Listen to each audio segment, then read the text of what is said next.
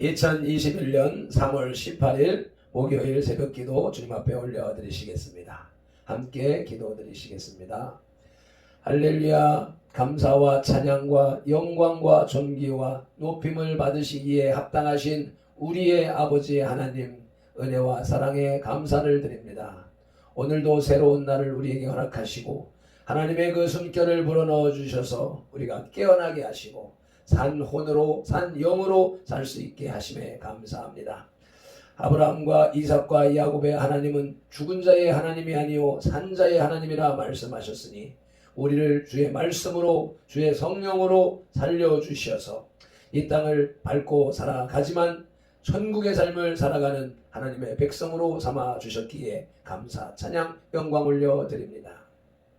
오늘도 주님이 원하시는 일이 무엇인가를 알고 발견하고 찾아서 그대로 행하여 주님께 기쁨이 되고 이웃의 자랑이 되는 우리 성도교회가 될 수 있도록 심령이 될 수 있도록 이 예배를 통하여서 성령 하나님 임재하여 주시옵시고 말씀으로 조정하여 주시옵소서. 예배의 시종 하루 일과의 시종을 성령 하나님 앞에 맡기오며 예수님의 이름으로 기도드리옵나이다. 아멘. 사도신경으로 신앙 고백 드리겠습니다.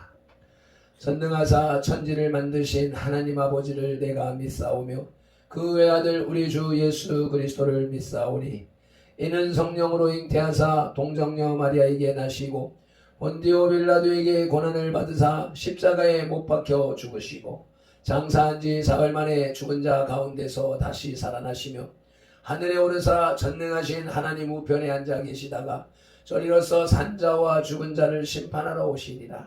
성령을 믿사오며 거룩한 공회와 성도가 서로 교통하는 것과 죄를 사하여 주시는 것과 몸이 다시 사는 것과 영원히 사는 것을 믿사옵나이다.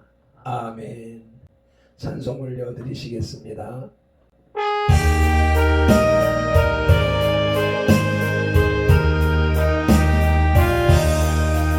주 믿는 사람 일어나 힘을 합하여 이 세상 모든 마귀를 다 조속률하세. 주 앞에 오는 조건을 다 사고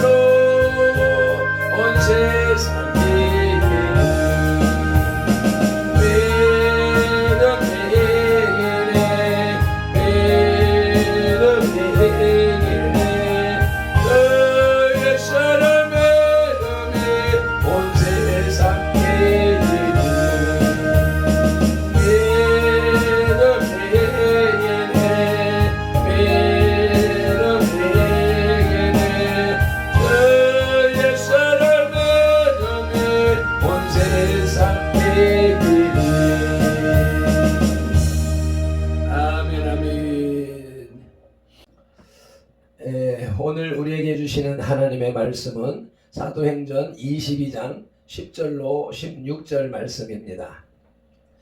227쪽에 바울이 변명하다 두 번째 단락입니다. 함께 합독하시겠습니다.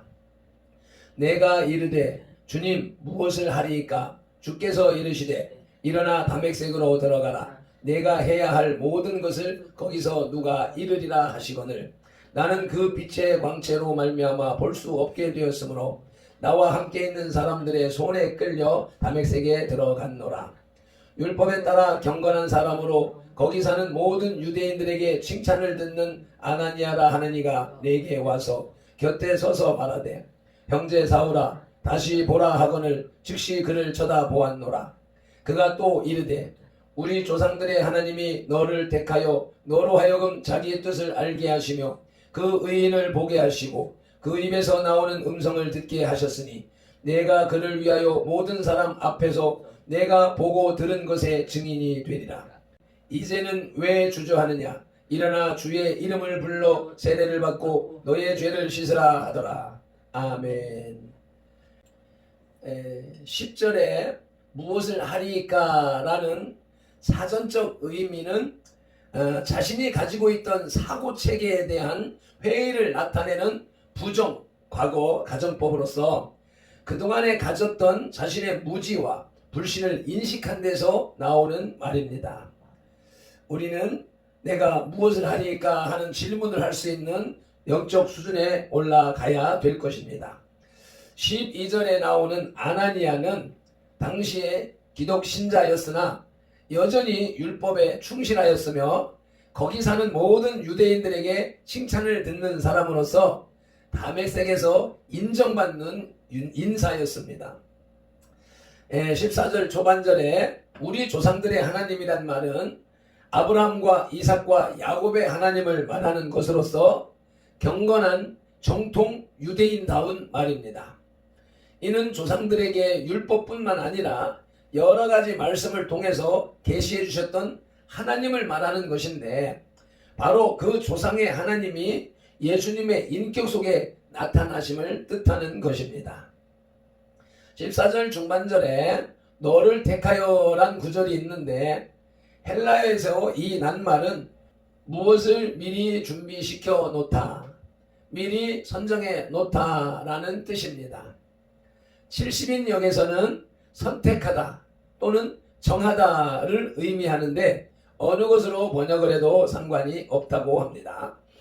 15절에 기록된 증인은 목격한 사실을 말하는 것으로서 사도의 본질적인 조건과 속성을 말합니다.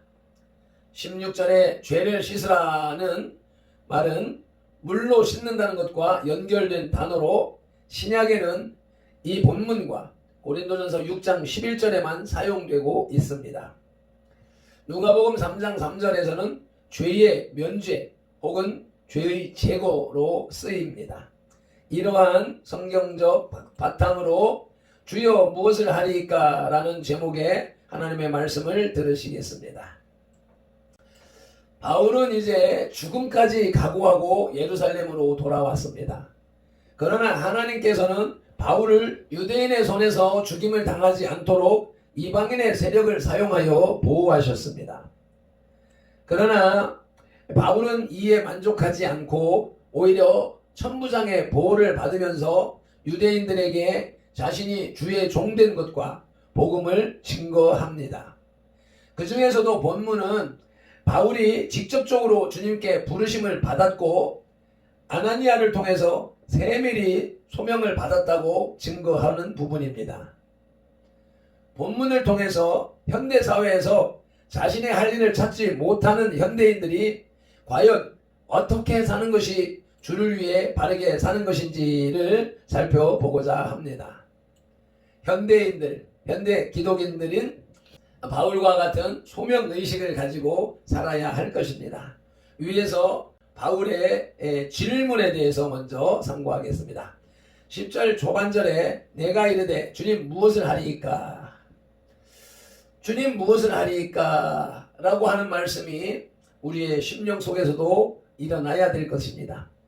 주님께서 바울을 사용하시기 위해서는 바울의 헌신된 정신이 필요했습니다.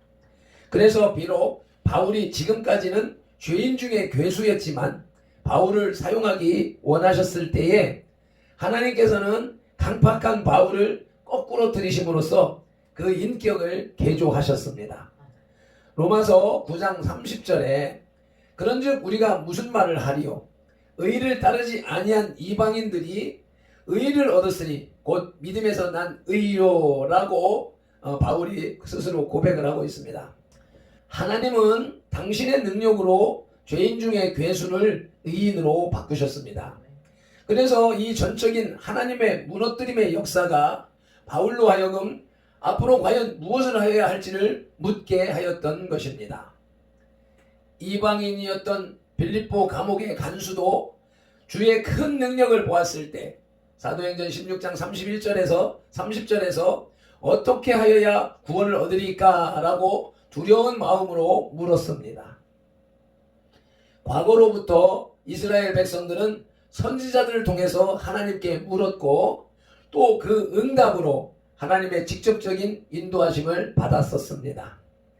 그래서 먼저 하나님의 뜻을 묻고 행할 때에 그들에게는 항상 아무런 문제가 없었습니다. 문제는 자의로 행동할 때에 그리고 자기를 합리화시키기 위해 형식적으로 하나님께 물을 때에 문제가 발생했습니다. 마찬가지로 오늘날에도 형식화된 질문이 아니라 정말 듣고 지키기 위해서 겸손하게 질문한다면 하나님께서는 응답하시며 거기에는 하나님의 응답에는 어떠한 하자도 없습니다. 만사를 주님께 묻고 허락받아 행동하는 발펜들과 선돌이 되시기를 예수님의 이름으로 축복합니다. 아멘. 바울의 질문에 대해서 두 번째로 하나님께서는 직접적인 응답을 하십니다. 그 첫째로 일어나 다메섹으로 들어가라 하십니다. 10절 중반절에 주께서 이르시되 일어나 다메섹으로 들어가라 하셨습니다. 빛으로 눈먼 바울에게 주님은 일어나 가라는 무리한 말씀을 하셨습니다. 그러나 오랜 병환으로 내 친구에 의해서 떠매어져 온 중풍병자에게 일어나 걸어가라고 하신 명령이 치료의 명령이었던 것처럼 눈먼 바울에게 일어나 가라 하는 준엄한 명령도 결코 무리한 것은 아니었습니다. 아브라함은 갈 바를 알지 못하는 가운데 가라는 명령을 받았고 베드로는 밤새 헛수고 헛그물질한 그곳에서 또 그물을 내리라는 명령을 받았습니다. 그 결과 성경에서 보듯이 이들은 모두 기대하지 못했던 상상할 수 없었던 큰 복을 받았습니다. 하나님께서는 이처럼 풍성한 결과를 준비하신 후에 순종을 기대하며 명령하시는 것입니다. 그래서 하나님의 명령은 곧 능력이시며 축복입니다. 따라서 명령을 받은 우리는 다만 순종하면 그뿐인 것입니다. 직접적인 응답 두 번째로는 준비된 사람을 통해서 들으라 말씀하십니다. 10절 후반절에 내가 해야 할 모든 것을 거기서 누가 이르리라 하시거늘. 아멘. 바울이 당한 일은 너무나 갑작스러운 것이었습니다. 그러나 주님은 바울의 회심을 미리 계획하셨고 다메섹에 가면 해야 할 모든 것을 알게 할 사람이 있다고 말씀하셨습니다. 이처럼 하나님께서는 일을 일단 시작시켜 놓고 후에 일을 꾸며가시는 하나님이 아니라 미리 완벽히 준비해 놓고 일을 시작하시는 하나님이십니다. 그래서 많은 연단 과정을 통해 체험적으로 이를 알고 있었던 아브라함은 주께서 번제할 양을 찾는 이삭에게 창세기 22장 8절에서 번제할 어린 양은 하나님이 자기를 위하여 친히 준비하시리라고 말했고 22장 14절에서 그 땅을 여호와 이레라고 이름 지었던 것입니다. 하나님은 이와 같이 모든 일을 미리 계획하신 후에 실천하시고 행하시는 분입니다. 뿐만 아니라 우리 인생들도 마찬가지입니다. 무엇을 행하기에 앞서서 머릿속에서 그것을 계획하고 준비하고 그리고 실천하는 것이 하나님의 속성을 물려받은 우리 인생들의 모습인 것이지요. 그것을 기억하면서 미리 예비하신 하나님, 준비하신 하나님, 하나님께서 내게 무엇을 요구하시는가, 내게 무엇을 준비해 놓고 계신가, 내가 무엇을 하여야 하는가를 생각할 줄 알아야 되겠습니다. 이제 바울의 질문에 대하여서 세 번째로 간접적인 응답을 하십니다. 담에색에는 개인적으로는 경건하고 공적으로는 모든 사람들로부터 존경을 받는 아나니아가 있었습니다. 주님께서는 이 아나니아를 통해 바울이 해야 할 일을 알려주셨습니다. 12절 13절 말씀을 함께 합독하시겠습니다.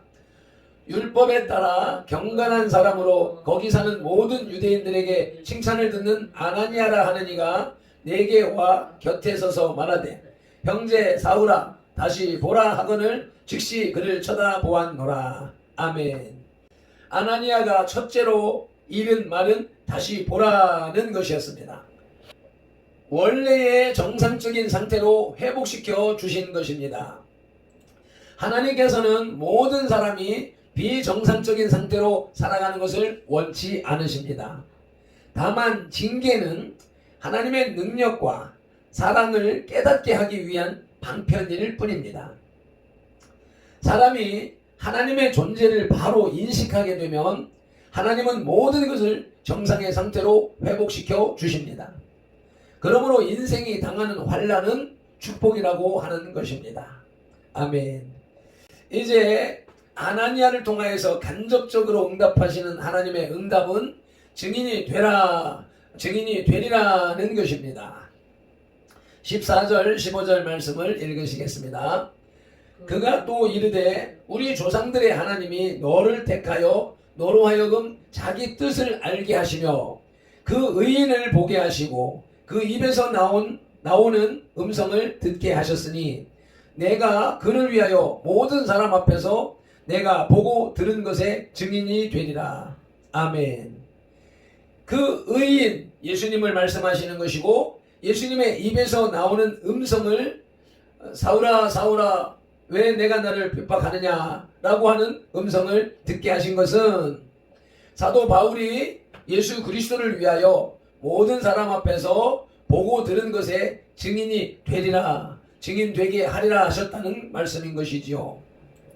아나니아는 구원을 약속하셨던 하나님께서 바울을 당신의 증인으로 택하셨다는 것을 알려주고 있습니다.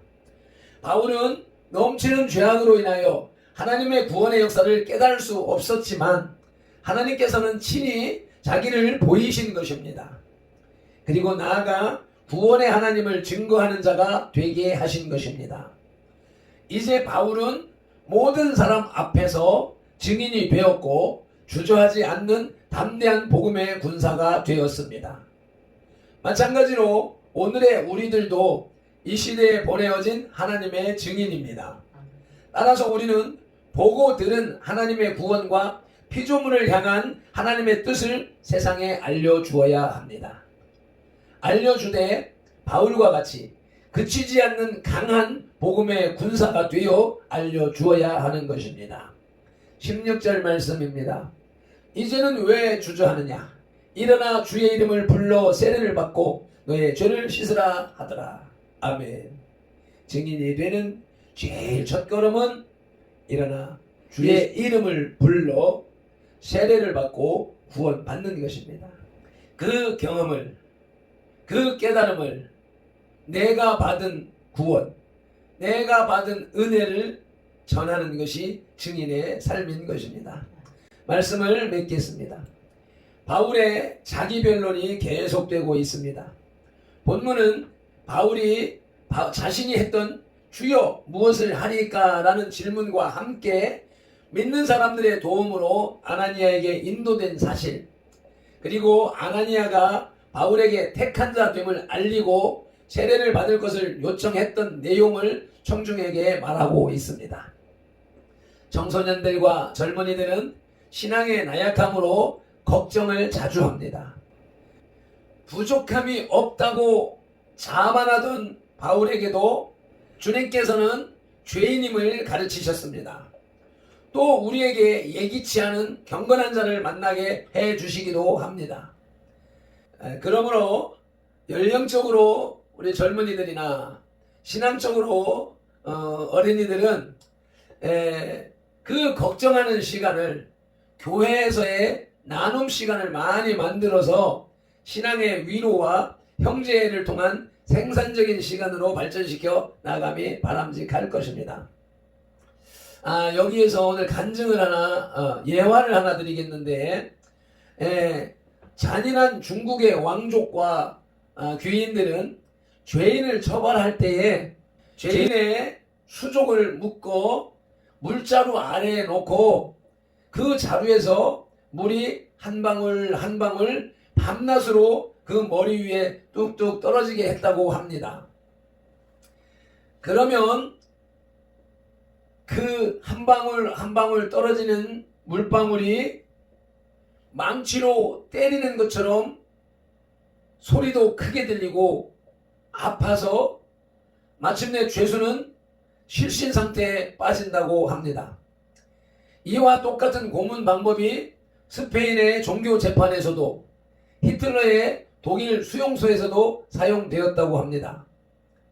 걱정, 근심은 마치 한 방울 한 방울 끊임없이 떨어지는 물방울과 같아서 한 방울의 근심과 한 방울의 걱정은 사람으로 하여금 정신을 잃게 하고 자살까지 이르게 한다는 것입니다. 그래서 어떠한 걱정, 근심도 반복해서 하지 말아야 된다라는 것이죠. 그래서 그러한 걱정, 근심이 일어날 때에 그것을 교회에서 예배를 통하여서 나눔을 통하여서 풀어나가야 된다라고 하시는 것입니다. 모든 문제가 어떤 문제든지 신앙에 문제가 있을 때 바울처럼 주여 내가 무엇을 하리이까 라고 주님 앞에 묻는 물음으로써 풀어나가야 한다. 기도로서 풀어나가야 한다는 것이 오늘의 말씀의 핵심 주제이겠습니다. 기도드리시겠습니다. 하나님 아버지 감사합니다. 고맙습니다. 바울이 주님을 만났을 때 주님의 음성을 들었을 때 가장 먼저 했던 것이 주여 내가 무엇을 하리이까 라는 질문이었던 것처럼 우리가 세상을 살아갈 때 주님을 알지 못할 때에는 인생의 의미 계획 없이 살았지만 우리가 주님을 만났습니다. 주님의 나라에 들어왔습니다. 주님의 나라에서 내가 무엇을 하리이까 질문하는 깨어있는 우리 발핀돌과 선돌이 될 수 있도록 은혜를 베풀어 주시옵소서. 그러할 때 미리 아나니아를 준비하셨던 주님께서 우리를 돕는 동역자를 보쳐주시고 또 우리의 위로자 되시는 성령님이 우리 안에 오셔서 우리를 인도하심을 믿습니다. 직접 응답하시고 간접으로 응답하시는 이 모든 과정을 우리가 삶 속에서 느끼고 깨닫고 누리면서 그것을 증거하는 증인 되게 하옵소서. 남의 것을 전달해주는 전달자가 아니라 내가 경험한 경험을 증언하는 참된 그리스도의 증인이 되게 하옵소서. 감사하옵고 바울을 만나주신 예수 그리스도 이름으로 기도드리옵나이다. 아멘. 찬송 올려드리시겠습니다.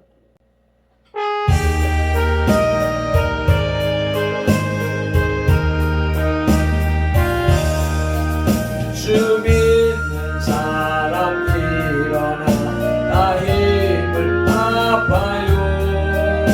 이 세상 모든 마귀를 다 조속멸하세. 저 앞에 오는 조건을 다 쌓아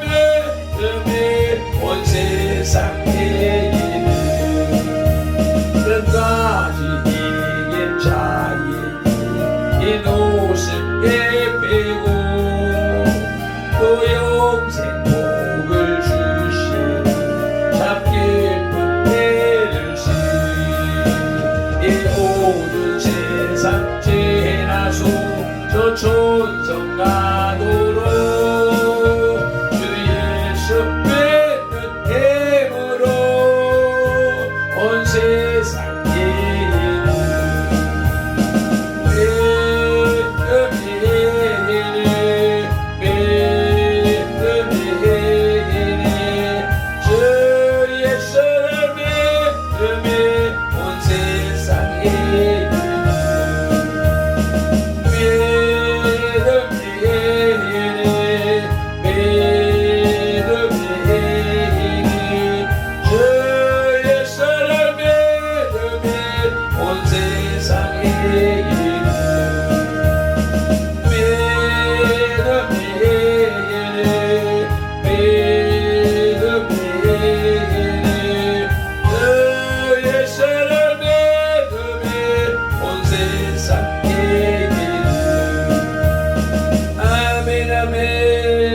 주여 삼창하며 기도로 나가시겠습니다.